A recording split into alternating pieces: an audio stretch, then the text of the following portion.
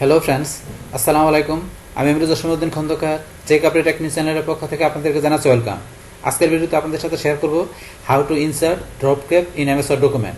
অর্থাৎ এমএসওয়ার্ড ডকুমেন্টের মধ্যে আমরা কীভাবে ড্রপ ক্যাপ ইনসার্ট করতে পারি, আজকে আমরা সেই বিষয়টা দেখব।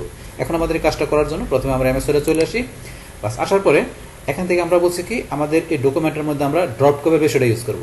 তো এখন আমাদের এই ড্রপ ক্যাপের বিষয়টা কি? তো ড্রপ ক্যাপ হচ্ছে কি, এখন আমরা যদি চাই কি করার জন্য, এখানে আমাদের এই যে আমাদের এখানে ধরুন যে একটা সেন্টেন্সের আমাদের এখানে শুরুতে এই যে এখানে যে ওয়ার্ডটা আছে, আমরা ওয়ার্ডের শুরুতে প্রথম ক্যারেক্টারটা এটা আমরা যদি চাই কি করার জন্য, এখন একটু আমরা বড় করার জন্য, মানে আমাদের প্রথম ক্যারেক্টারটা একটু বড় থাকবে, পরে আমাদের এখানে বাকি ক্যারেক্টারগুলো আমাদের সেম অ্যাজ ইউজুয়াল যেরকম আছে এরকমই থাকবে। এখন এই কাজটা মূলত ড্রপ ক্যাপের বিষয়। আর সেটা করার জন্য কি করতে হবে, এখান থেকে আমাদের এই যে এই লেখাটা প্রথম যে আছে ক্যারেক্টারটা এটা সিলেক্ট করতে হবে। সিলেক্ট করার পরে আমরা এদিকে থেকে আমরা ইনসার্ট ট্যাবে চলে আসবো। বাস আসার পরে এদিকে আমরা ডান দিকে আসবো। আসার পরে এই যে এখানে টেক্সটের মধ্যে দেওয়া আছে ড্রপ ক্যাপ।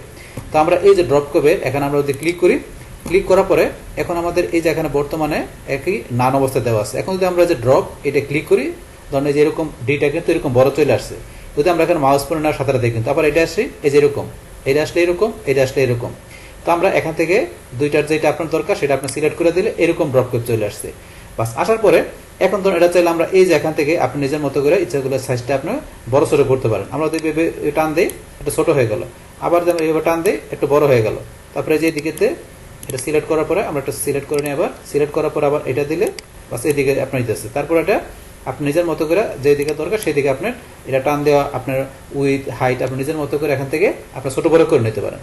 এইটা সেই বিষয়টা। তারপরে ধরেন এখন এই ড্রপ ক্যাপটার মধ্যে থেকে আমাদের এই যে টেক্সটগুলো যেটা আছে, যেমন আমি যে লিখলাম এখানে ধরুন ঢাকার পরে এই যে টেক্সটগুলোর ডিস্টেন্সটা পাশাপাশি এই ক্যারেক্টারটার আমরা ফন্ট চেঞ্জ করতে গেলে কি করতে হবে, এটা সিলেক্ট করা অবস্থায় আমরা ড্রপ ক্যাপ থেকে এই যে নিচের যে অপশনটা আছে ড্রপ ক্যাপ অপশন আমরা এখানে ক্লিক করব।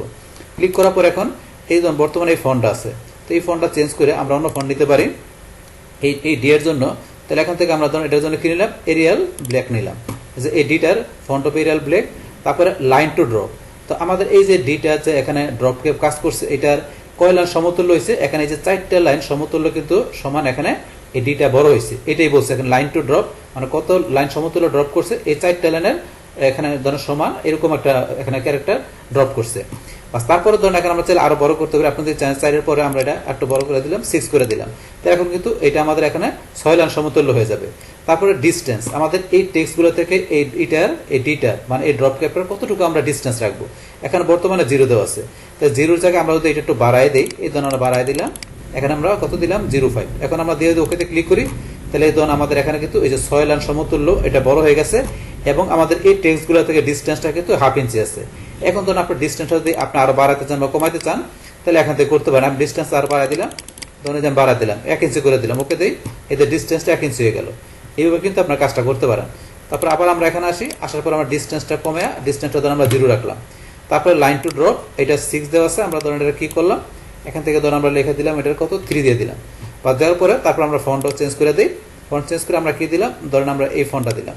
দেওয়ার পর এখন আমরা ওকেতে ক্লিক করি, এই ধরুন এরকম হয়ে গেল।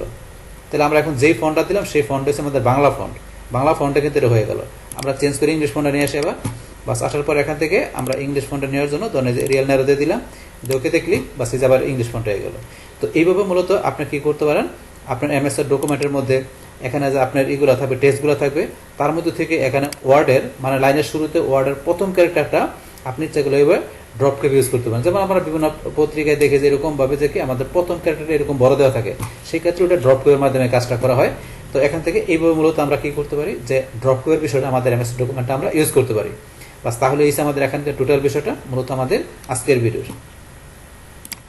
ডিয়ার ফ্রেন্ডস, আমার আজকের এই how to insert drop cap in MS Word document এই ভিডিওটি আপনাদের কাছে ভালো লেগে থাকে, কিংবা এই ভিডিও থেকে আপনারা কিছু শিখে থাকেন, উপকৃত হয়ে থাকেন, তাহলে আমার এই চেক আপডেট টেকনিক চ্যানেলটি আপনারা সাবস্ক্রাইব করবেন, লাইক করবেন, কমেন্ট করবেন এবং সবার সাথে শেয়ার করবেন। Thanks everybody.